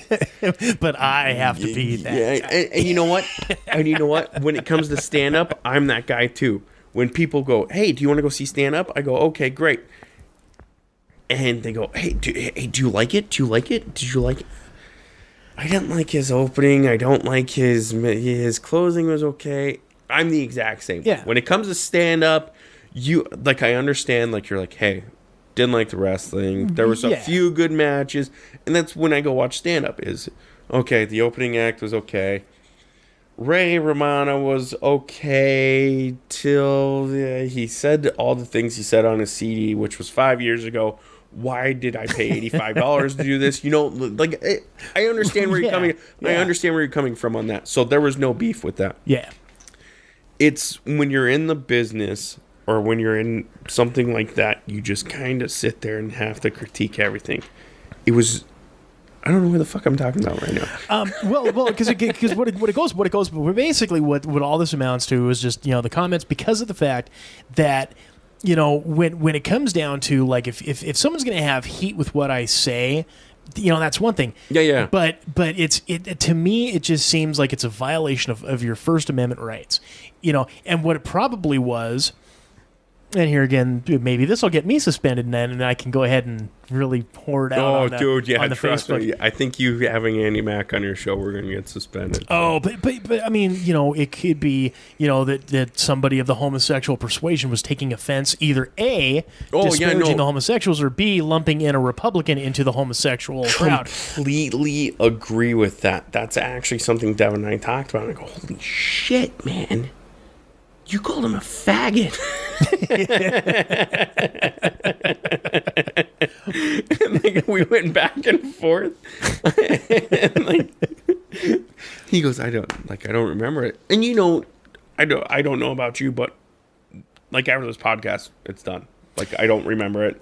And then if you call me and go, hey, you got us busted, I'm like, fuck, why? What'd I say? You go, well, you said someone was a faggot. I'm like, oh, shit, man, I'm sorry. Yeah, but see, we're only done for 20 days, so it doesn't matter. I'm like, okay, well, then fine. Then we have enough material to call someone else a faggot, so it doesn't matter. Well, but see, at the end of the day, here's the way my mind works, is that immediately I'm going on fucking social media between Facebook, Twitter, every place that I can post and say, hey, guess what? We've actually been suspended by iTunes, da-da-da. Oh, you want to hear what was said? You want to do this? Get your ass over to quadmproductions.com. It's not that. You know what they do? Charge them $1.99 to listen. That's what Devin and I did that. We made like $62 one time. Nice. No shit. Because iTunes will let you, okay, you're going to charge the people for it. And we had like 120 downloads, but they take like a certain percentage of it, and after taxes and everything like that, you make a certain percentage. Yeah. That's why I think like your 100th episode, I'd be like 99 cents. There's going to be a secret episode, and there's going to be the 100th episode. Right. And if it's live or whatever, do the live one for 99 cents and do the 100th episode where you just sit there and go, let's talk about the best things we ever done our whole entire podcast. Yeah, let's have ourselves a retrospective look back. Exactly. And then we give them the bonus show. Exactly. And if you want to listen to the bonus show that we did live where we partied and fucking hung out and we had Marty and Andy and Jason and Devin and, you know, whoever else. And who gets called a faggot? Well, you're going to find out. Yeah. For 99 cents. For 99 cents, you can find out. For $5.99, we'll call you a faggot. You know, it's just something like that. Just do something like that. That'd be awesome. That's man. actually not a fucking bad idea. And you know what? And that's money that goes towards Enigma, and that's money that, you know, and you have enough listeners and enough subscribers to be like, you know what? Fuck it. I want to support this episode. I want to support these people. It's 99 cents.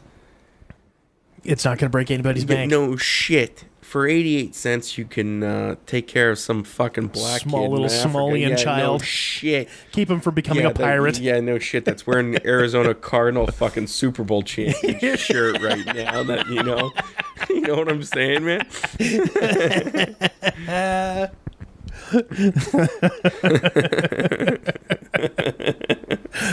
How dare you make fun of Somali t-shirts? I am offended. I am going to tap. I won in the fucking Super Bowl. Dear iTunes. Didn't. Hey, Dear iTunes, you must suspend the Quadem show because I am now offended. By the way, I am a Nigerian prince who is coming into some great money, but I need to borrow $1,000 right now. Okay. So I know we're in segment 2. Are we still on segment 2? Oh, this is all segment 2. Yeah. Okay. Holy shit, man. Let's go into hot takes. Well, no, this has been the hot takes. This is just segment 2 free. This was something I wanted to talk to you about. News and notes from all four corners of the pop culture world. And the sign gotta stay hot! You gotta stay hot! You gotta stay hot! It's time for some hot takes. There's 2 things I want to talk to you about. Okay, which one? Because that's the same hot takes from the last week's episode that accidentally got fucking deleted out. So it's not like it's been aired in any way. So we can freely talk. Glen Campbell passed away at age 81 from Alzheimer's. You cool with that? Am I cool with that? Yeah. Well, I mean, the poor guy. I mean, the guy died, yeah. Did you watch his fucking... I'm not saying like, oh, yeah, he fucking... You down, yo? Yeah, like, does that make you hard? I'm not asking you that. Did you watch his documentary? No, I didn't know he had one. There's a documentary on Facebook about Glen Campbell. It's I can't remember what it's called, but it's... I have Alzheimer's now. It's delete that. It's called like I'm Still Here or something. Right. See, I didn't even know he was suffering from Alzheimer's. It's the most fascinating. Like so like the beginning scene is like, here's his brain. They have a computer and they're like, here's his brain. He's got Alzheimer's. They go, okay. And he's like looking at it and goes, okay, I have Alzheimer's. So then they go, well, we're going to do one last tour. And he's like 72? Okay, so about 10 years ago. Yeah, something like that. And this documentary came out about 4 or 5 years ago. And you sit there and watch. It's so sad an experience. I had a grandmother who passed away of Alzheimer's. And you sit there and watch it. And he's singing these songs that he sang since the 60s. And he's starting to forget them. Oh, and he forgets how to play guitar. And then they go, okay, well, you don't play guitar anymore. We're just going to have you come out and sing. And he comes out and he goes, blah, blah, blah, blah, blah, blah, blah, and he doesn't know the words, but he's just humming towards it and everything like that. And he's selling out crowds and everything like that. And then before the show, they're even like, hey, listen, he's got Alzheimer's. We're allowing you to come see him before he just completely... Yeah, just one last time, one last run. There's going to be moments where he remembers the song, and there's going to be moments where he does not fucking remember the song. Because he'll be like a rhinestone, Right. And it's the most, like I bawled my eyes out. Like, it was the most tragic thing you can ever see. Is like his family. His wife's gorgeous too. She's like 23. How the hell did he pull that off? He doesn't even know. Well, now he Well, does. not But anymore. He's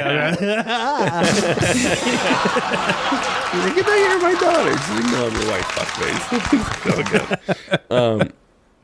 The other thing is, we had a big day today that you and I kind of found out is Ric Flair going in the hospital.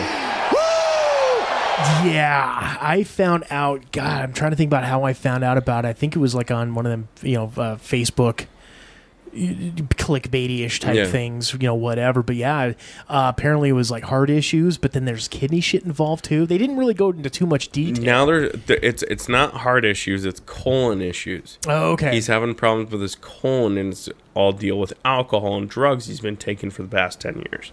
Alcohol. It's for the past 10 years. I was gonna say, yeah, no there's shit. way more damage. Yeah, no shit. The kidney's not in effect, but the colon is actually what they're worried about. Right. And being pre-med, if your colon doesn't function, you die. Well, yeah, that's kind of like it's kind of a big deal. Exactly, and that's kind of what they're worried about is they did the surgery to try and repair his colon, but it's starting to sound like his colon's not responding to the surgery, so they're not necessarily sure where they should go from here. Now, okay, forgive my ignorance, but since you were a pre-med guy, I asked this question from a complete realm of ignorance. Is there any way to do a colon transplant? Is that something that's even possible with that? Or? Normally what they do is do a colonoscopy. Well, they'll do a colonoscopy, and that's where they stick the camera up your ass. Right, that's just the... Pretty much. Roto-Root. The biggest thing is what they do, they can cut out the colon and do a transplant, but 9 out of 10 times it's not successful. Okay. So, and that's kind of where they're sitting at is if this surgery doesn't take, then he's in deep shit. So, literally. Yeah, exactly. Because I'm sorry. No, to the friends and family of Ric Flair, I apologize. Yeah. No, he can't make bowel movements. What he's going to do is get bloated, right. And his heart's going to enlarge, and his lungs are going to enlarge, and he's going to pass away of a heart attack. Is there any way? And again, I ask these questions, in all seriousness. I'm not looking to breathe the flame honest. Something like a colostomy bag to help kind of to alleviate that? There's a part of that they're probably going to do, but as we all know, Ric Flair's just so egotistical that it doesn't sound like he wants to carry his shit around the whole entire time. It would get in the way of flashing his balls in his robe exactly, at the hotels. Exactly. That's pretty much the biggest thing. Listen, I love the guy. I think he's probably one of the best wrestlers that we've ever seen. Probably top 5 easily. But he sounds like he's in a lot of deep shit right now. Yeah. As far as body-wise. He's 70. He's taking bumps. He's drinking. He's probably doing coke and all that type of stuff on the road to keep the high and stuff like that. You figure physically just over the years of the abuse. Okay, you got he's been a pro wrestler since 74. Mm-hmm. Okay, hasn't probably had much in-ring action in the last 10 years. I don't know what he did in TNA, but he's still in stuff like Big Time Wrestling where he's still taking bumps too. He's touring with them. Yeah, so like I said, and that's the thing that kind of... It's a question of what is he doing? Is he actually in ring, or is he just doing managerial? I don't know. It's like what Booker T did when he started yelling at me. Which that's what pissed me off about your fucking take. You didn't tell me when that big Booker T and I almost got into a fucking fist fight. I didn't know about that. Oh, that's right. Because we came in like when he was cutting the promo and confusing everybody as to who the hell was supposed to be the face and the heel of the damn match. That's right. But then after the match, he pointed to me and he goes, "You're a fucking fuckface." And I go, "I'll fucking take you outside, motherfucker." And then we started yelling back and forth. I did not catch any of that. Bruce was grabbing my shirt going, "Fuck him. We should kick his ass." I was like, "We should fucking kick his ass, man." Dude, he was pointing at me the whole fucking entire time. Dude, it was the most amazing fucking... I do not recall that taking place. No, it was literally like the first time I made Booker T back down. Yeah, it turned into like a fucking shit show real quick. And then Bruce, Devin. But so anyway, I mean, you figure, okay, like I said, Flair, he started his career in 74. He had the plane crash in 75, 76, somewhere around there. So his back was fucked up, begin with there. All the fucking living the life of a horseman. And everyone's talked about how he fucking lived the gimmick. That's why he had all them fucking tax troubles. Exactly. And you almost can't wait to watch this 30 for 30 coming out on ESPN. Yeah, I wasn't hip to that until you talked about it the other night. Oh my gosh, like I can't wait, dude. And you sit there and they like go, "So what happened with taxes?" And he goes, and then he starts getting teary-eyed. Mm-hmm. "Why didn't you pay attention to your kids?" Remember that WCW gimmick where his fucking kid like was trying to win the WCW title and he was the manager? It was right at Ric Flair had a fake heart attack in the fucking ring. Yeah, and his kid was there. I remember that. Mm-hmm. And yeah, David Flair was not that. Yeah, why they some guys. I don't care if you got a fucking name attached. You shouldn't be in the fucking ring. Shit. And he was kind of one of them. Bret Hart's fucking niece. What's her name? Oh, Jim Neidhart's daughter? Yeah. Natalia? I think that's her name. Not Natalia? a big fan. Really? Yeah. She came up when I quit watching. Oh, really? Like I haven't watched. I have watched the WWF product, WWE product, probably 4 times in the last 10 years. There really has not been anything, and looking back on it, there's quite.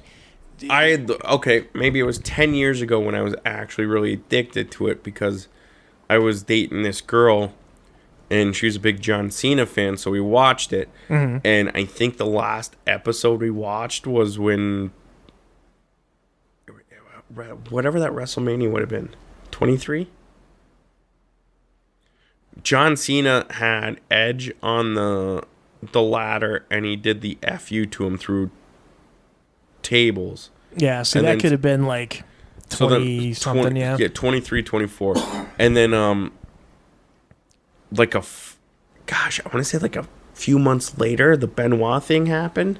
See, and that was right around the time where I quit. That's when we stopped too, because I was like, this is too tragic. Yeah, it wasn't because of the Benoit thing.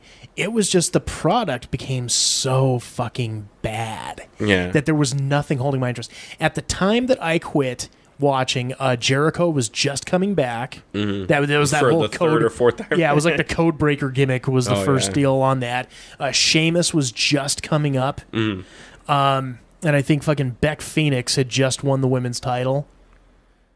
Beth Phoenix. Oh, she just went into the Hall of Fame, didn't she? Yeah. No, well, did she? I don't remember. I think so. But so anyways, the whole thing, I mean, just the product at that time was just so god-awful. And I wasn't going to fucking resort to watching TNA. So I just basically tuned out. And there was a lot of... And the TNA gimmicks back then, that's when they had like the 5 corners or whatever, wasn't it?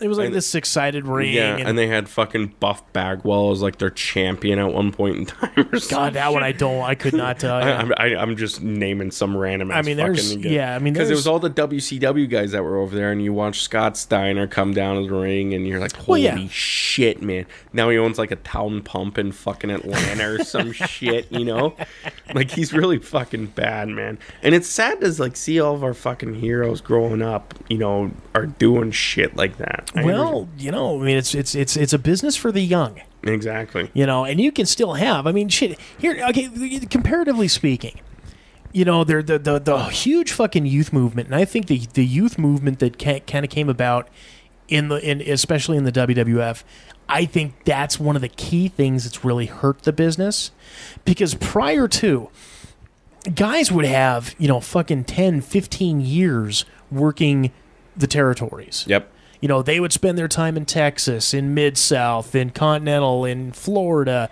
work some AWA. They would be all over everywhere before they would ever get to New York. Yeah. And so guys were coming in, were they a little bit longer in the tooth? Yeah, but by the same token, they had already fucking made their mistakes and fuck-ups. Yeah. You knew they could go into the ring, fucking work. You knew they could cut a promo because you had all this fucking backlog of seeing what they had. Now, a lot of people could sit there and say, the decline of wrestling happened because McMahon was buying up the territories and stealing all the talent and all this type of shit. You could say that to an effect, but the territories could still have fucking existed if the promoters would have stepped up their game. Yep. If the WWF's going to be running a show, fuck it, you run the show the same day. Exactly. Go up against them. Show them. And if they're going to offer money to the talent, say come with, okay, fine, you can go.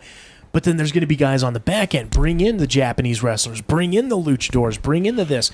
There's other areas you can pull from to try to, still maintain. Eventually, were they going to go out? Yes, because as the cable market started picking up, where WWF has a deal with USA,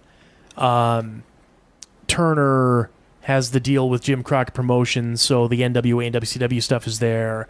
AWA has their deal with ESPN. Yeah.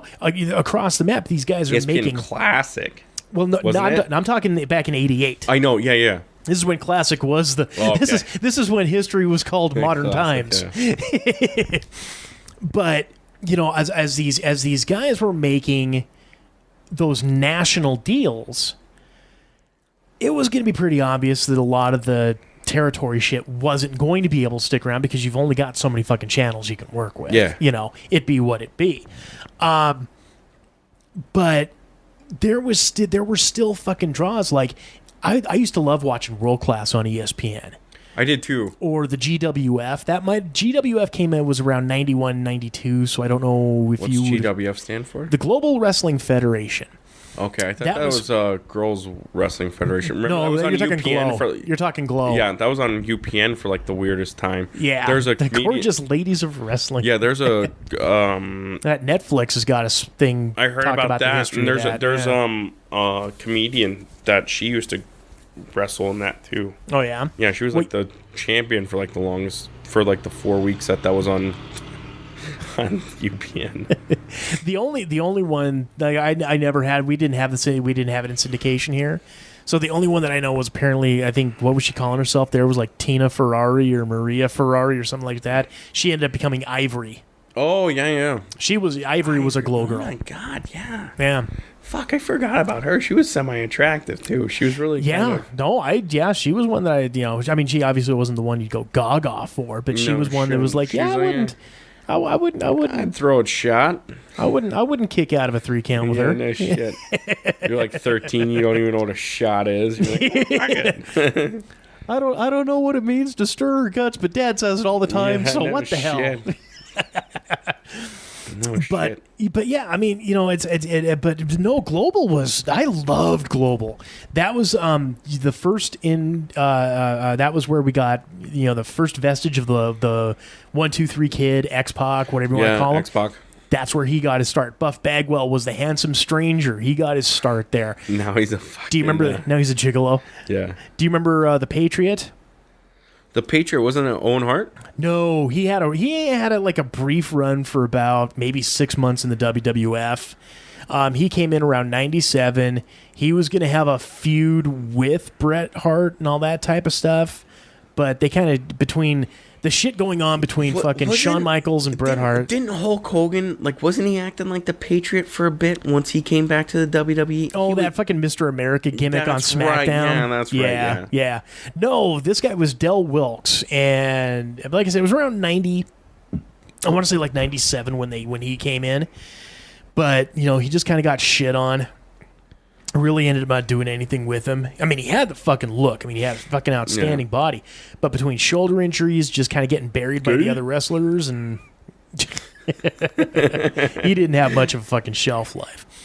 Oh God, who else was in Global? But like fucking Eddie Gilbert was there. Bruce Pritchard did a bunch of stuff, did some stuff there. God damn, there's not really too many other names that I can remember. But what gimmick that I love the most that like no one like ever gives credit for is the fucking. This is gonna be one of those bullshit comic booky shitty Russo gimmicks. No, Russo. Was Russo then? I don't know. Fucking. Talk to me. Who the Godfather. Oh, okay, yeah. I think he was around. No, he was with WCW then. He might have been because he was trying to push DDP back then, and Godfather was walking around. Because Godfather, what the fuck was that? Was it 99 or 2000 when he became? Because he was called the Godfather during the whole fucking Nation of Domination shit. No, but he was called someone else. He wasn't. Well, they did call him the Godfather of the Nation. Oh, okay. But that's where the Godfather name stemmed from. Then he came out as a pimp, and he had then his it was then all of a sudden it became a pimp thing. Yeah. How badass was it? He'd be like, you could take any one of my hoes, and we don't have to wrestle. And people were like, yeah, right. Fucking leave it up, badass. How many of those girls do you think actually got fucking railed by a wrestler? By the way. Give me a percentage. Oh, Jesus Let's say Christ. he came out with 10,000 girls at one point in time. How many of them do you actually think went backstage and Shawn Michaels was like?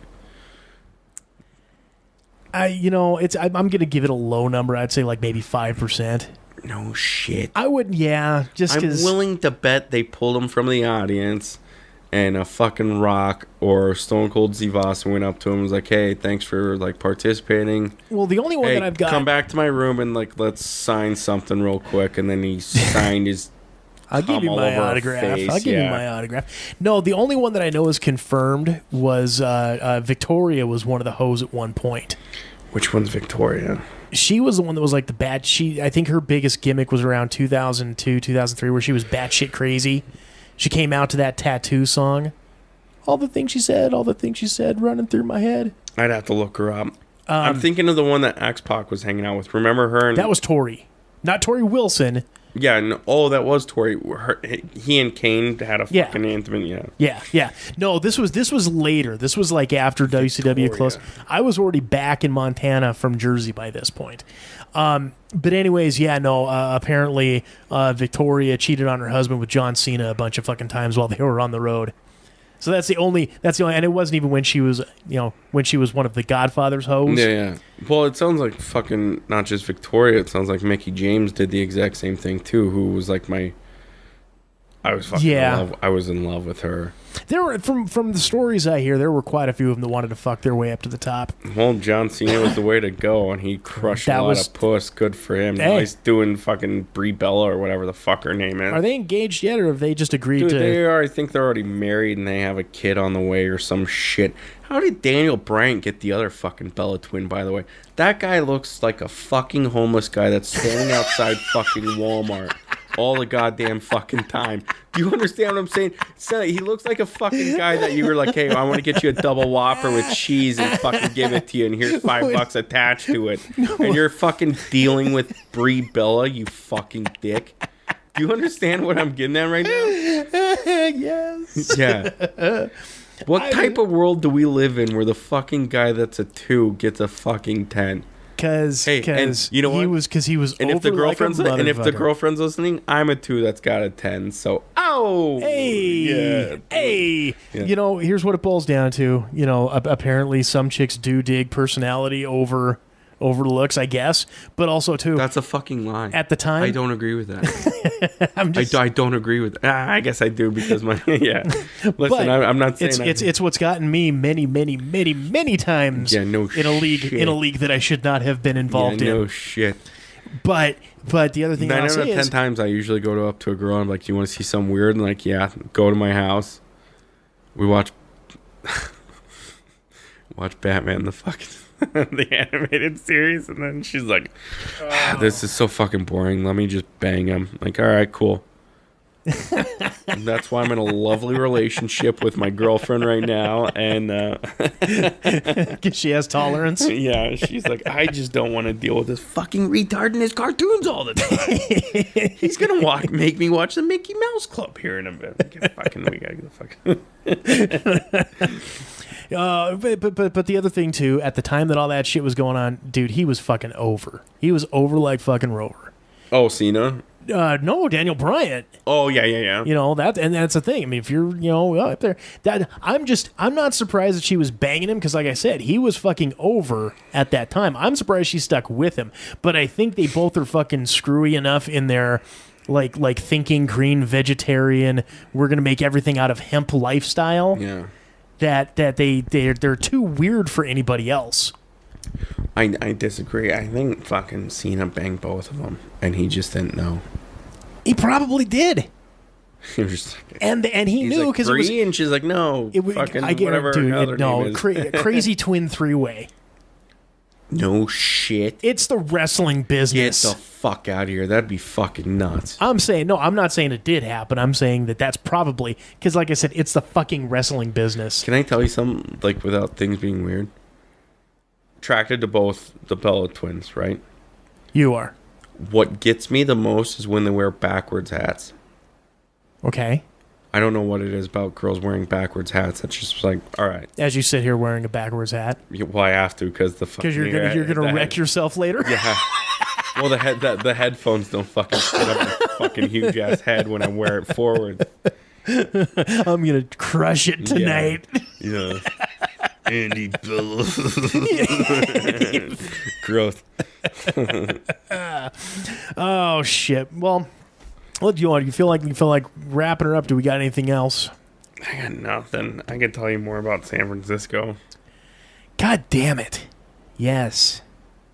Okay. Do we want to cut it? Do we want to cut a quick promo on? Because you know what?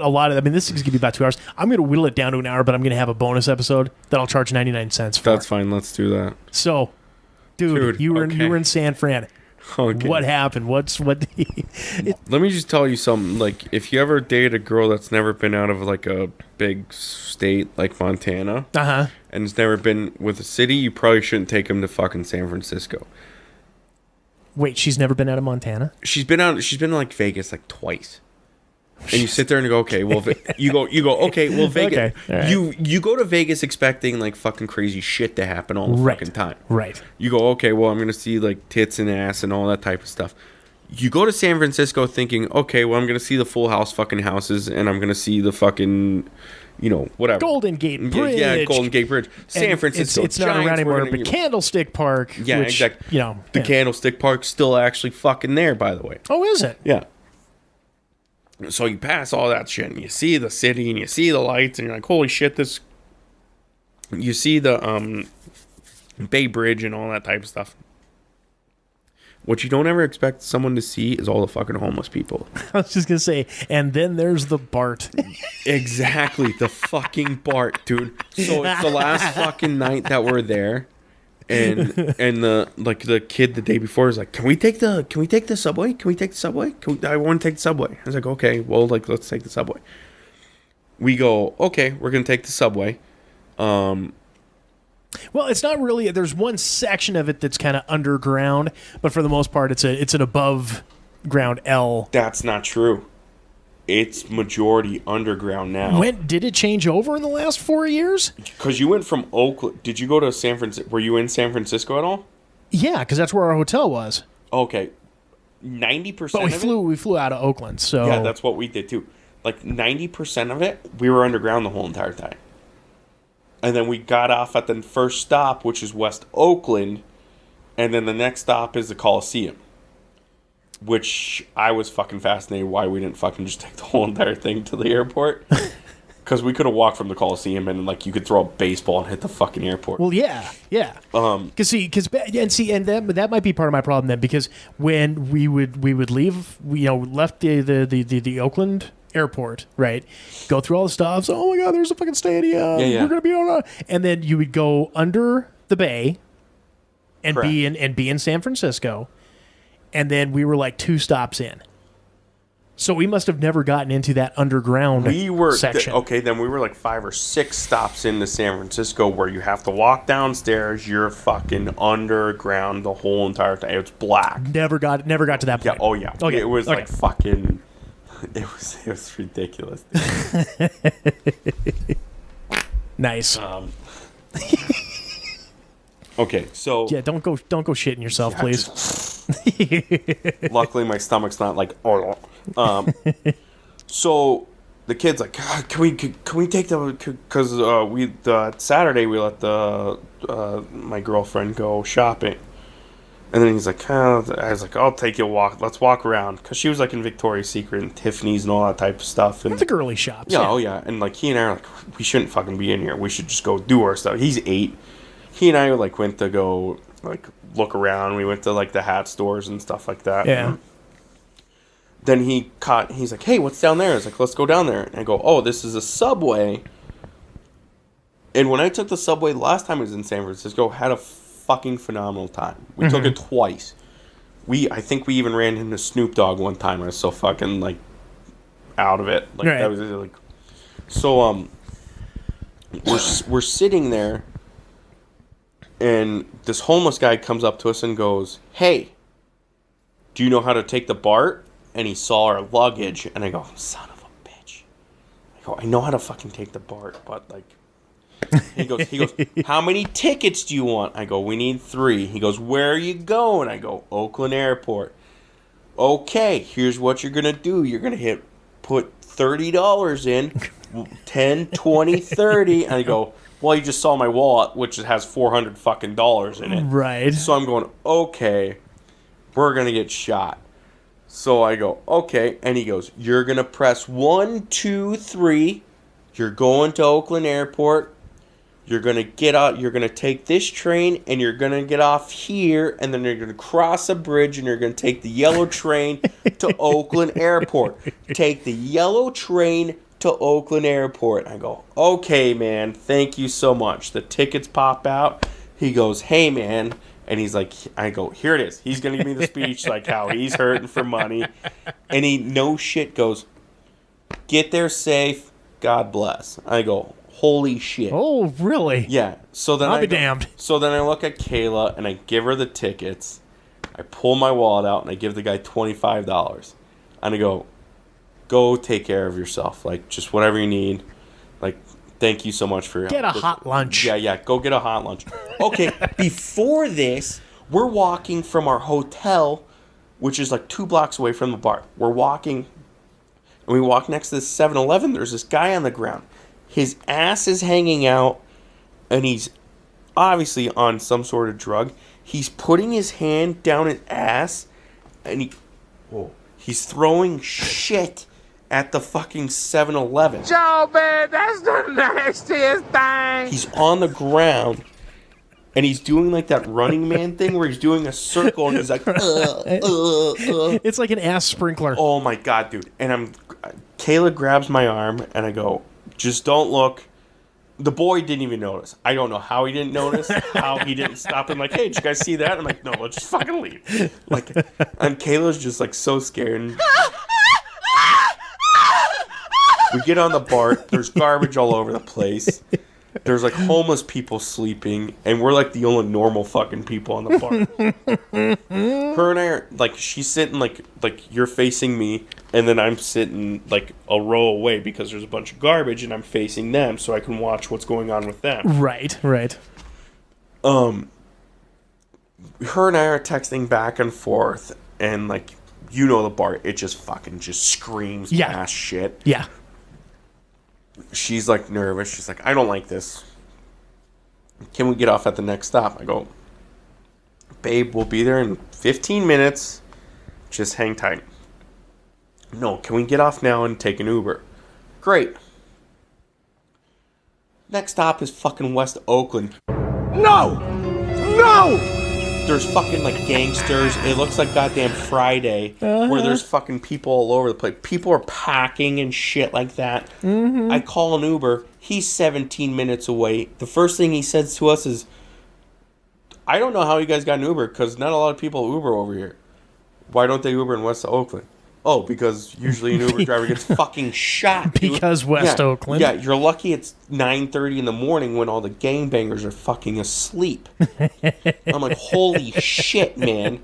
So I paid like $60 between the BART and this fucking Uber. And it's like, okay, whatever. And like, I told her, I was like, this is like the craziest fucking place. Oakland? And the kid wanted, was like, can we go hang out in Oakland? Can we go hang out? I was like, no, absolutely not. Like, we don't want to hang out. We want to stay as close to Fisherman's Wharf as we fucking possibly can. Yes. The whole entire time. You know, we'll go venture off into other stuff and we'll go to the Golden Gate. But we're going to go when it's sunlight and if we're anywhere dark. So then also... well, you know, it's like the time that I went down there with a buddy of mine to go watch a Raiders game. He just arbitrarily, hey, let's go walk around Oakland at like fucking 9 o'clock at night as the sun's already fucking gone down. I'm like, dude, we're dead. The only thing I think saved us was the fact that we were wearing Raiders gear. Exactly. There's no reason to be walking around Oakland at that. None. And you know what? I'm a ballsy guy. I like to walk down dark alleys and shit like that, thinking I'm gonna be like a Batman and fucking knock someone out. But you know what? Yeah, the kid was like, hey, can we go hang out in Oakland? I was like, no, we're not hanging out in fucking Oakland. We stayed as close as we could as to the wharf. And then we were close enough to the wharf where we thought we could walk back to the hotel. And you know, San Francisco's just pretty much all uphill. Mm-hmm. You walk downhill to the wharf and then you have to walk up. Right. So it's the three of us and we're walking. We've been walking since 9 in the morning. We're exhausted. Well, see, our hotel, we were far enough away from the wharf that we actually took a trolley. Oh, okay. We were in the cable car. Okay, yeah. See, and you know, we wanted to do that, but the lines were too big and everything like that. And Kayla's like, no, let's just walk. Let's just go for a walk. And I was like, cool, great. Sun goes down, and my buddy was there, and he's like, I can give you guys a ride back to the hotel. I was like, no, I think we're just gonna walk. She wants to go to the store up the street, and we'll go up there. Store's closed, so then we start walking, and then you hit that you hit that district of San Francisco that's like all strip clubs and all like bars. Oh yes. Yeah. Oh yes. And like people are like yelling at her kid, like, "Hey baby, you want to come in? You 18?" Like showing their tits and stuff. You're like, holy shit, man. You gotta like give them like a fucking like lecture, like, hey, no, like that's not how girls really act. Trust me. Although your mom acts like that on weekends, but no, I'm kidding. She has enough IPA. She says that stuff to me. No, you just sit there and go, holy shit. And I felt like so bad. I was like, I knew the street existed. I wanted to avoid it. But we just walked down that one street that was a block away from like the other side of our hotel. Mm-hmm. And we walked up and I go, God damn it. That's the street I wanted to avoid. Because it's like girls outside with like, you know, pasties and shit. Like, right. You're like, son of a bitch, dude. But yeah, other than that, we had fun. Other than the hookers and crackheads, it was great. Oh, yeah, and that's the thing. When we fucking came into town, we know shit, we're stopped at a red light. We watched a pimp give a prostitute away. And Kayla's like, what's going on? I was like, shut the fuck up. We can't do this right now. Yeah, and like, I'll tell you what, for you guys out there with girlfriends who've never been out of like a small town, don't take them to San Francisco. There's so many more fucking stories though, dude. Oh, and I know it's almost 2 a.m, but like, and I probably should get fucking home. I'm exhausted, but what a fucking... I'll never have to do that. We'll go back, but we'll be smarter this time. So. Oh yeah, no. It's one of those deals where, and it's not. I'm going to sit there and say that I'm fucking, Mr. World Traveler, Mr. Worldly, or anything like that. But I have been in enough big cities to know the what to dos and what not to dos. Exactly. And if you've got someone who's a little wet behind the ears, never been away from home all that long, shit can blow your mind. Exactly. And that's what was most fascinating for me, being from a big city in Phoenix and stuff like that. You sit there and go, Okay, well, yeah, you know, you're kind of enjoying them, like having fun, like, oh my gosh, look at that building. Oh my gosh, look at that building. Oh my gosh, look at that hooker. But then the sun goes down and they start pointing, and you have to slap their hand down and go, you don't point right now. Like, now, do not point your fingers at anyone because you can't trust anyone right now. All you can do is trust me and the boy, and let's all hold hands and let's get the fuck in our hotel room right now. And that's the biggest fucking thing you can ask for. Oh, boy. $1.99 for this episode if you want. All right, well, let's go ahead here, and we will wrap this one up. You've been listening to the Quad M Show. Copyright 2017, Quad M Productions. If you have any comments, questions, queries, quibbles, or concerns, email us at quadmcomics@gmail.com or find us